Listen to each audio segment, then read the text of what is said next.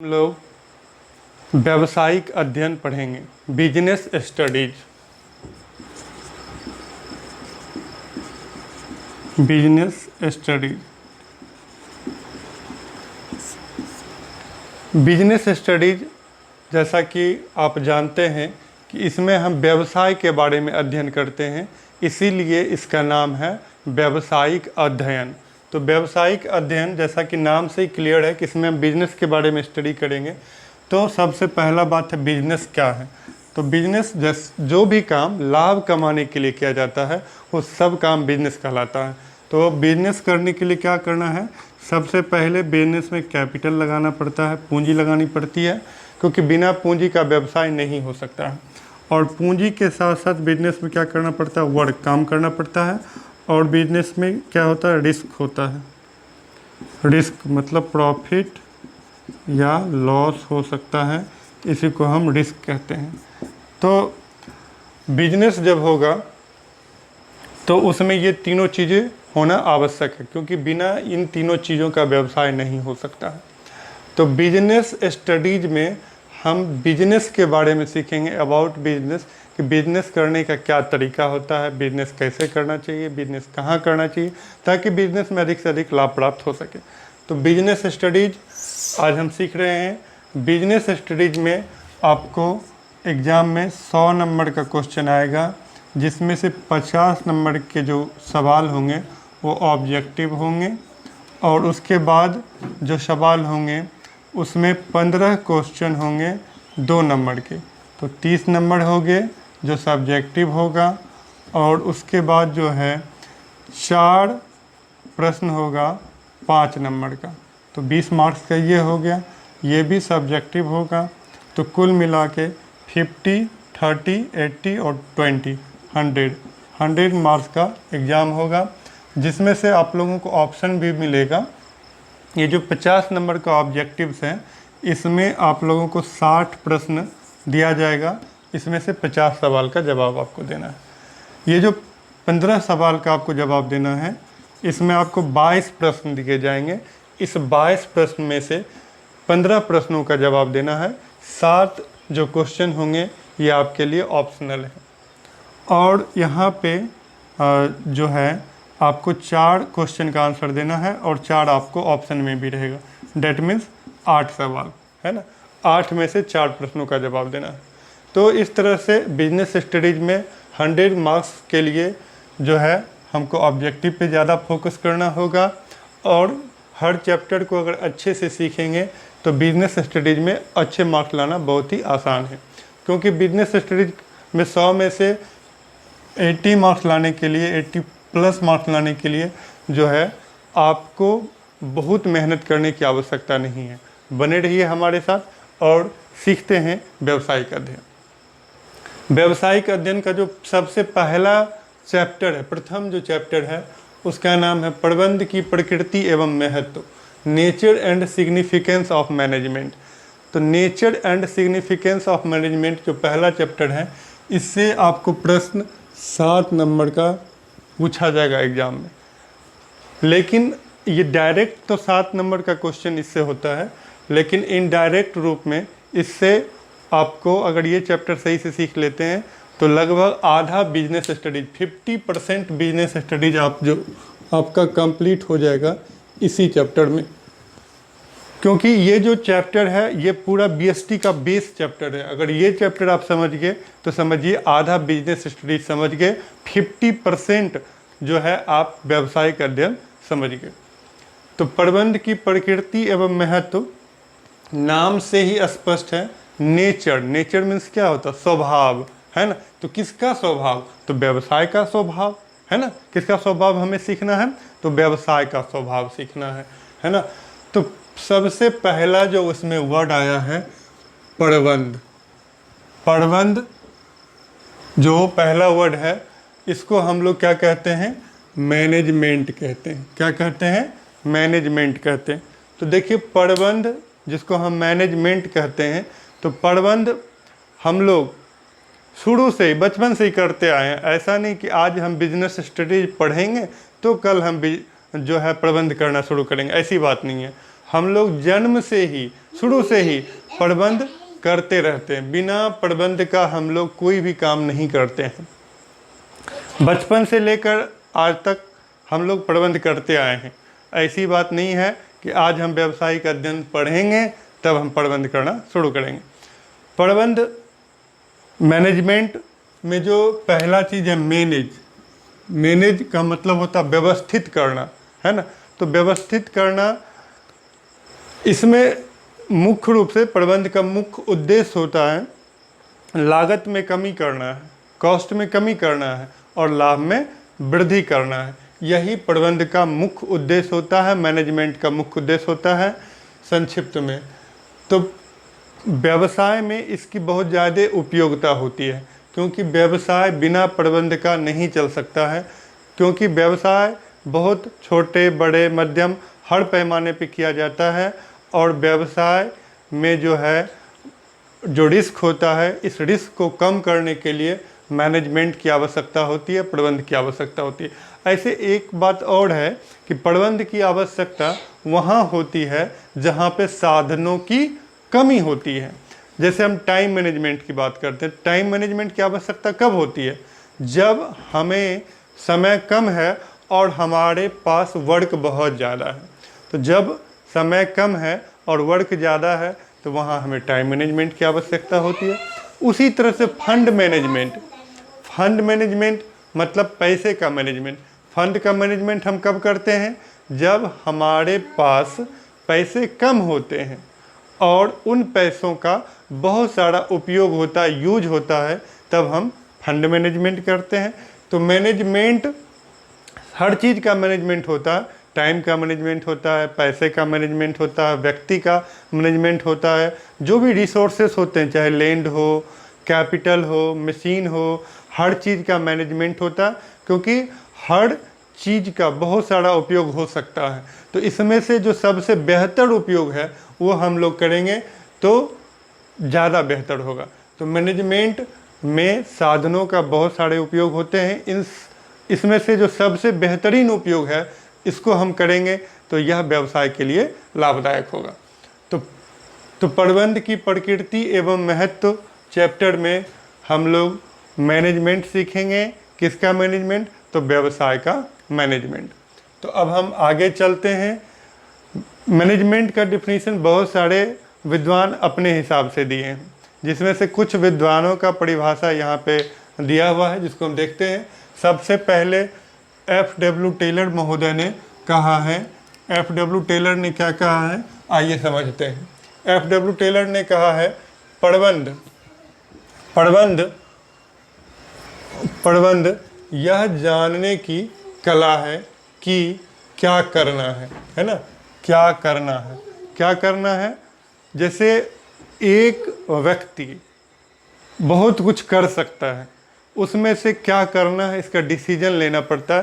क्योंकि इंसान के दिमाग में एक समय में कई चीज़ें चलती रहती है, उसमें से निर्णय लेना पड़ता है कि क्या करना है तथा उसे करने का सबसे उत्तम मतलब सबसे अच्छा एवं सबसे सस्ता, जिसमें पैसे कम खर्च हो, सबसे सस्ता उपाय क्या है। तो प्रबंध का जो पहला डिफिनीशन हम लोग देखें, F.W. टेलर ने दिया है, प्रबंध यह जानने की कला है। प्रबंध यह जानने की कला है कि क्या करना है ना। क्योंकि बहुत लोग जो है कंफ्यूज रहते हैं क्या करना है, ये डिसीजन नहीं ले पाते हैं क्या करना। अगर पहला सवाल का आप हल कर लिए क्या करना है, तो आप बहुत कम समय में डिसीजन ले सकते हैं। जब कोई व्यक्ति डिसीजन लेता है तभी वो काम करेगा। तो पहला काम होता है क्या करना है, तो इसका डिसीजन लेना है।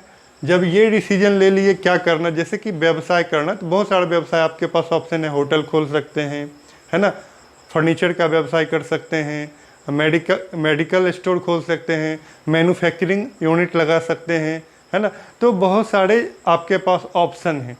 इस ऑप्शन में से आपको चुनना है कि क्या करना है। उसके बाद तथा उसको करने में सबसे उत्तम मतलब होता बढ़िया, क्योंकि एक काम को करने का एक नहीं कई तरीके होते हैं और इसमें से सर्वोत्तम तरीकों का चुनाव किया जाता है। अब यहाँ से अगर हमें दिल्ली जाना है तो वहाँ पहुँचने के बहुत सारे रास्ते हो सकते हैं। हम ट्रेन से भी जा सकते हैं, प्लेन से भी जा सकते हैं, अब बाइक से भी जा सकते हैं, 4 व्हीलर से भी जा सकते हैं। सबसे बेहतर साधन क्या होगा? उत्तम, है ना। तो ये ज़रूरत के हिसाब से होगा, टाइम के हिसाब से होगा, नीड के हिसाब से होगा कि सबसे उत्तम क्या है, एवं सबसे सस्ता, है ना। उत्तम भी होना चाहिए और सस्ता। सस्ता काम करने में कॉस्ट जो है कम आना चाहिए, इसी को हम लोग सस्ता कहते हैं। तो एफ.डब्ल्यू. टेलर ने कहा है प्रबंध या जानने की कला। मैनेजमेंट हम जब करते हैं तो क्यों करते हैं? तो इसलिए करते हैं कि मैनेजमेंट जो है यह जानने की कला है कि क्या करना है तथा उसे करने का सबसे उत्तम एवं सबसे सस्ता उपाय क्या होगा, है ना। इसके आप जानते हैं, है ना, हनुमान जी जब लंका गए थे, है ना, तो मैनेजमेंट का बहुत बढ़िया उदाहरण उन्होंने पेश किया। पूरा लंका ध्वस्त हो गया और नो इन्वेस्टमेंट, सब कुछ रावण का, मिट्टी तेल रावण का, कपड़ा रावण का, माचिस रावण का, जला कौन? रावण का लंका जला, है ना। तो मैनेजमेंट का बहुत बढ़िया उदाहरण है हनुमान जी, हम उनसे सीखते हैं। दूसरा जो परिभाषा दिया गया है दूसरे विद्वान का, वो है हेनरी फ्योल महोदय। हेनरी फ्योल ने कहा प्रबंध का अर्थ पूर्वानुमान लगाना। इन्होंने कहा प्रबंध का क्या अर्थ है? पूर्वानुमान लगाना, पहले से अनुमान लगाना क्या हो सकता है ना। योजना बनाना मतलब प्लानिंग करना, है ना। प्लानिंग, योजना जो एक मानसिक क्रिया है, हम निर्णय लेते हैं, है ना। और एक ऑर्गेनाइजेशन, संगठन करना। संगठन कोई भी जब आप प्लान करेंगे तो वह अकेले नहीं हो सकता है, इसके लिए कुछ व्यक्तियों का समूह होना चाहिए उस प्लान को करने के लिए। जैसे कि एग्जाम्पल के लिए अगर आपने सोचा कि मैं एक फैक्ट्री लगाता हूँ, है ना, आप सोचे कि मैं एक कपड़ा बनाने का, जीन्स बनाने का कंपनी लगाता हूँ, टी शर्ट बनाने का कंपनी लगाता हूँ, तो जब ये काम आप करेंगे तो अकेले नहीं हो सकती है। मैनेजमेंट की जब बात होती है तो वहाँ अकेले नहीं होती, समूह में होती है। तो संगठन जो है तैयार करना पड़ेगा, है ना। और निर्देश देना, जो हम संगठन तैयार करेंगे वो ऑटोमेटिक सबको अपना अपना काम नहीं करने लगेगा। काम को हम लोग बांटेंगे, है ना, चैनल बनाएंगे, ऊपर का, मिडिल का, लोअर लेवल, है ना। तो फिर जो ओनर होते हैं वो अपने से निचले कर्मचारी को निर्देश देते हैं, काम करने का जो तरीका होता है वो बताते हैं। इसी को कहते हैं निर्देश देना, है ना। आप फिल्म देखते हैं वहाँ भी निर्देशक होते हैं, डायरेक्टर होते हैं, वो भी डायरेक्शन कैसे होगा, एक्शन कैसे होगा ये बताते हैं। ये होता है निर्देश देना।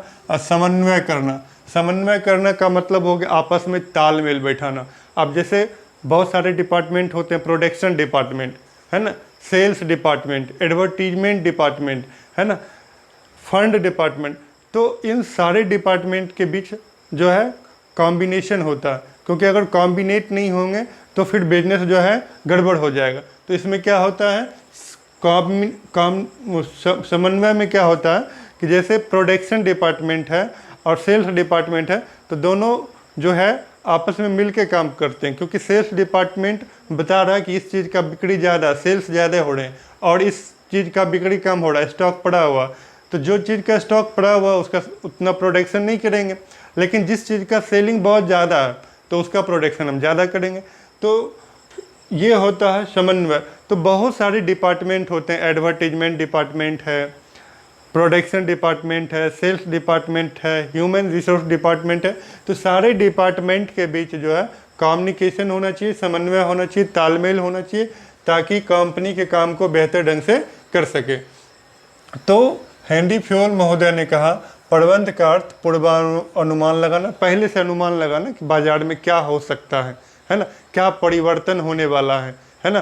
तो इसको देख के व्यवसाय करना, योजना बनाना, है ना, फ्यूचर के लिए योजना बनाते हैं, संगठन तैयार करते हैं और अपने संगठन को क्या देते हैं, निर्देश देते हैं। और अब जितना भी विभाग है उन सभी विभागों के बीच क्या करते हैं, समन्वय स्थापित करते हैं और नियंत्रण करना। सब कुछ कर दिए, संगठन बना दिए, ऑर्डर दे दिए काम करने के लिए, लेकिन जब तक उस पर निगरानी नहीं रखेंगे तो हो सकता है कि वो बताए गए निर्देश का पालन नहीं करे, है ना। या कंपनी में काम करने वाले हो सकते हैं कुछ कर्मचारी जो हैं वो काम को निष्ठापूर्वक नहीं करे, है ना, काम में जो है वो ईमानदारी नहीं बरतते हैं, तो इससे व्यवसाय को जोखिम हो सकता है, नुकसान हो सकता है। तो नियंत्रण बहुत ही महत्वपूर्ण चीज़ है। जब तक अपने व्यवसाय पे आप नियंत्रण नहीं रखेंगे तब तक आपका व्यवसाय सफल नहीं हो सकता है। तो हेनरी फ्योल महोदय ने कहा, प्रबंध का अर्थ पूर्वानुमान लगाना, योजना बनाना, संगठन करना, निर्देश देना, समन्वय करना और नियंत्रण करना है। ये बताए हेनरी फ्योल महोदय ने। तो हम प्रबंध के दो परिभाषाओं को सीखा। एक तो सीखा सबसे पहले FW टेलर का परिभाषा और दूसरा हमने सीखा हेनरी फ्योल का परिभाषा। अब हम आगे आते हैं। इन दोनों परिभाषाओं को देखने के बाद हम निष्कर्ष पे पहुंचते हैं कि प्रबंध जो है वह सृजनात्मक या प्रेरणात्मक कार्य है। कैसा कार्य है? तो सृजनात्मक या प्रेरणात्मक। सृजनात्मक जिसमें हम कुछ नया करने का, नया सृजन करना, नया बनाने का प्रयास करते हैं, यह हो गया सृजनात्मक। जो पहले से नहीं है, हमने उसको शुरू किया, यह हो गया सृजनात्मक। जैसे किसी ने पहले मोबाइल बनाया होगा, है ना, किसी ने पहले कंप्यूटर बनाया होगा, किसी ने पहली बार इंटरनेट का इस्तेमाल किया होगा, यह हो गया सृजनात्मक। प्रेरणात्मक, है ना, प्रेरणात्मक जो होता है कि किसी को देख के जो काम किए उसको कहते हैं प्रेरणात्मक, है ना। तो प्रबंध जो है सृजनात्मक या प्रेरणात्मक कार्य है जो मानवीय प्रयासों के नियोजन, है ना, नियोजन, ये शब्द जो है बिजनेस स्टडीज में आपको पीछे नहीं छोड़ेगा। आगे जो चैप्टर आएगा उसका नाम है नियोजन, है ना, प्लानिंग नाम है। तो ये जो 4-5 चीज़ें हैं, नियोजन, संगठन, समन्वय, ये सब चीज़ें जो है बिजनेस स्टडीज में आपको बार बार मिलते रहेंगे। अगर इन चीज़ों को आप समझ गए तो आपको बिजनेस स्टडीज बहुत आसानी से समझ में आ जाएगा। तो नियोजन स्पष्ट है कि यह एक मानसिक क्रिया है जो हम लोग कोई भी काम करने से पूर्व, है ना, उस पर विचार विमर्श करते हैं, क्या करना है, कब करना है, कैसे करना है, किसके द्वारा करना है, कहाँ करना है। इन सभी चीज़ों को जो हम मानसिक तौर पे सोचते हैं, इसी को हम लोग नियोजन कहते हैं, प्लानिंग कहते हैं। कोई भी व्यवसायी जब कोई काम करता है तो बिना प्लानिंग का कोई काम नहीं करता। बिना प्लानिंग का करेंगे तो व्यवसाय में रिस्क है। ऐसे भी हिंदी में भी कहावत है, बिना विचारे जो करे सो पीछे पछता है। तो नियोजन करना जरूरी होता है।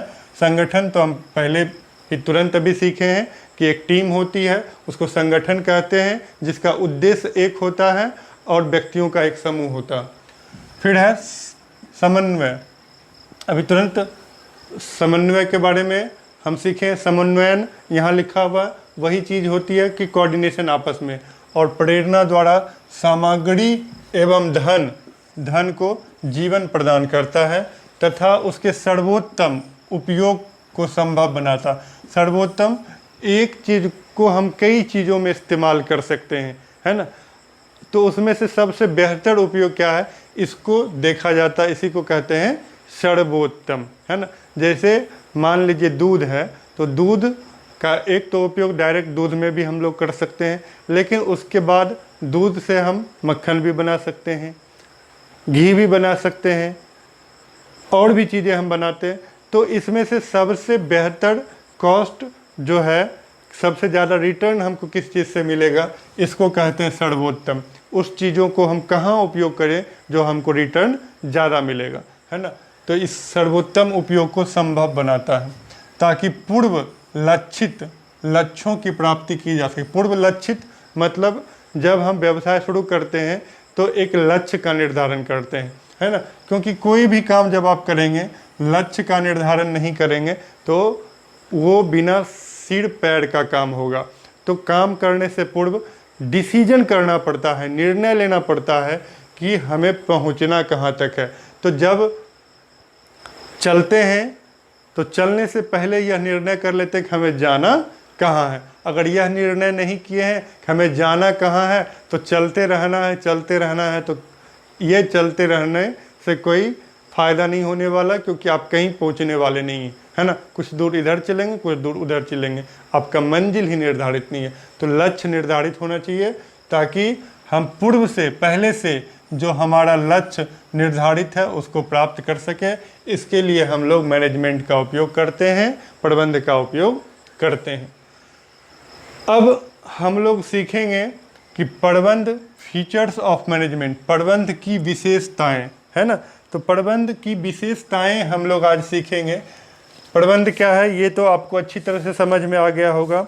और अब हम सीखेंगे प्रबंध की विशेषता क्या है, प्रबंध करने का क्या एडवांटेज है, क्या फीचर्स है, ये हम लोग सीखेंगे। तो पहला बात है, प्रबंध उद्देश्य प्रधान प्रक्रिया है। प्रबंध क्या है, तो उद्देश्य प्रधान प्रक्रिया। उद्देश्य प्रधान प्रक्रिया मतलब ऐसा प्रक्रिया जिसका उद्देश्य जो है पहले से ही निर्धारित है। क्योंकि बिना उद्देश्य का, बिना लक्ष्य का जो है, हम लोग जैसे एक समुद्र में नाव पे बैठ गए हैं और पतवार नहीं है, खेवने का जो होता है उसको पतवार कहते हैं, तो आप कहाँ पहुँचेंगे, कहीं नहीं पहुँचेंगे, है ना। क्योंकि पतवार जो होती है उसी से नाव को दिशा दिया जाता है इस छोर से उस छोर जाने के लिए। तो प्रबंध जो है वह उद्देश्य प्रधान क्रिया है। दूसरा जो है, प्रबंध एक सामूहिक क्रिया है। प्रबंध कैसी क्रिया है, सामूहिक क्रिया है। सामूहिक क्रिया किसको कहते हैं, सामूहिक क्रिया ऐसे क्रिया को कहते हैं जो समूह में किया जाता है। क्योंकि मैनेजमेंट जो होती है वो एक व्यक्ति अकेले नहीं करता, पूरा समूह, कोई कंपनी में जितने भी सदस्य होते हैं सब मिलकर अपना एफर्ट लगाते हैं। तो प्रबंध एक सामूहिक क्रिया है, इसीलिए कहा गया management is a group activity. Management is a group activity. और अगला, प्रबंध मानवीय प्रयासों से संबंधित है। प्रबंध किससे संबंधित है, मानवीय प्रयास। मानवीय प्रयास ऐसे चीज़ों को कहते हैं जहाँ मनुष्य का एफर्ट लगता है, तो उसको कहते हैं मानवीय प्रयास।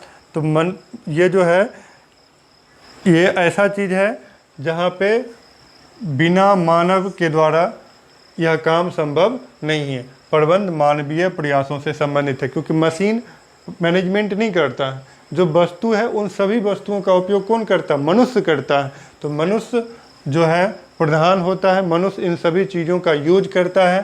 तो मैनेजमेंट कौन कर सकता है, प्रबंध मानवीय क्रिया से संबंधित है। अगला है, प्रबंध एक सतत क्रिया है। सतत क्रिया जिसको हम लगातार बोलते हैं, ऐसे क्रिया को सतत क्रिया कहते हैं। Management is a continuous activity.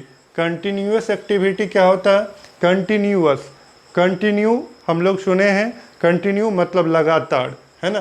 तो मैनेजमेंट कैसी एक्टिविटी है, कंटिन्यू एक्टिविटी है। ऐसा नहीं है कि एक बार हम किसी चीज़ के लिए मैनेजमेंट कर लिए और वो लगातार चलते रहेगा चलते रहेगा चलते रहेगा, ऐसा नहीं होता। हम जब भी कोई काम करते हैं तो हमें बार बार जो है उसमें चेंजिंग की आवश्यकता होती है। क्योंकि प्रबंध जो भी होता है वो गतिशील वातावरण में होता है, और व्यवसाय का सिचुएशन हमेशा बदलते रहता है। और इस बदलती हुई परिस्थिति में हमें हमेशा उसके हिसाब से निर्णय लेना होता है कि कब क्या करना है। तो प्रबंध एक सतत क्रिया, सतत मतलब होता है लगातार। लगातार हमें मैनेजमेंट करने की आवश्यकता होती है, एक के बाद दूसरा, दूसरे के बाद तीसरा, तीसरे के बाद चौथा, हमेशा हमको मैनेजमेंट करने की आवश्यकता पड़ती है। अगला, प्रबंध सर्वव्यापक है। प्रबंध सर्वव्यापक है। सर्वव्यापक मतलब होता है कि मैनेजमेंट की आवश्यकता जो होती है वो सभी चीज़ों में होती है, इसीलिए इसको कहा गया सर्वव्यापक। जन्म से लेकर मृत्यु के बाद तक भी मैनेजमेंट की आवश्यकता होती है ना। जन्म से पूर्व भी मैनेजमेंट की आवश्यकता होती है कि बच्चे को जन्म से पूर्व ये मैनेजमेंट करना पड़ता है, कौन सा हॉस्पिटल अच्छा है, कहाँ इसको ले जाए, कैसे ले जाए, ले जाने का साधन क्या होगा, साथ में कौन लोग जाएंगे, है ना। तो जन्म से पूर्व मैनेजमेंट शुरू हो जाता है, और मृत्यु के बाद भी मैनेजमेंट होते रहता है कि किस घाट पे इसको जलाना है या कहाँ दफनाना है ना, कितने लोगों को बुलाना है, उसके बाद क्या क्या करना है, नहीं करना है। तो मैनेजमेंट जो है वो सर्वव्यापक है, हर जगह इसका उपयोग होता है। और अगला है सार्वभौमिक प्रक्रिया। सार्वभौमिक प्रक्रिया, यूनिवर्सल प्रोसेस। यूनिवर्सल प्रोसेस, सार्वभौमिक प्रक्रिया क्या हो गया कि इसमें जो है मैनेजमेंट में इसका उपयोग हर क्षेत्र में होता, चाहे वह सामाजिक क्षेत्र हो, राजनीतिक क्षेत्र हो, धार्मिक क्षेत्र हो, हर क्षेत्र में मैनेजमेंट का उपयोग होता है। ऐसा कोई क्षेत्र नहीं जहां मैनेजमेंट की उपयोगिता नहीं होती। आप राजनीतिक क्षेत्र लें तो वहाँ भी मैनेजमेंट की आवश्यकता होती है कि किस व्यक्ति को कहाँ से टिकट दें ताकि वो जीत सकता है, किसका कहाँ पकड़ ज़्यादा अच्छा है ना। एडवर्टीजमेंट करने का क्या क्या तरीका होगा, है ना, वहाँ भी मैनेजमेंट किया जाता है। धार्मिक बात करें तो जब कोई पूजा फंक्शन होता है, दुर्गा पूजा होता है, कृष्णाष्टमी होती है, या कोई भी बड़ा प्रोग्राम होता है, तो वहाँ पे मैनेजमेंट की बहुत ज़्यादा आवश्यकता होती है। तो हर क्षेत्र में, चाहे वो धार्मिक क्षेत्र हो, राजनीतिक क्षेत्र हो, खेल हो, है ना, वहाँ हर जगह मैनेजमेंट की आवश्यकता होती है। खेल में भी किसको ओपनिंग में उतरना है, किसको आफ्टर डेट उतरना है, किसको लास्ट में उतरना है ना, किस सिचुएशन में क्या चेंज करना है, फील्डिंग में कहाँ किसको लगाना है ना, तो वहाँ भी मैनेजमेंट की आवश्यकता होती है। तो जो भी क्षेत्र हैं, चाहे वह धार्मिक क्षेत्र हो, है ना, राजनीतिक क्षेत्र हो, व्यावसायिक क्षेत्र हो, हर क्षेत्र में मैनेजमेंट की आवश्यकता होती है। ऐसा कोई स्थान नहीं जहाँ पे मैनेजमेंट की आवश्यकता नहीं होती है। तो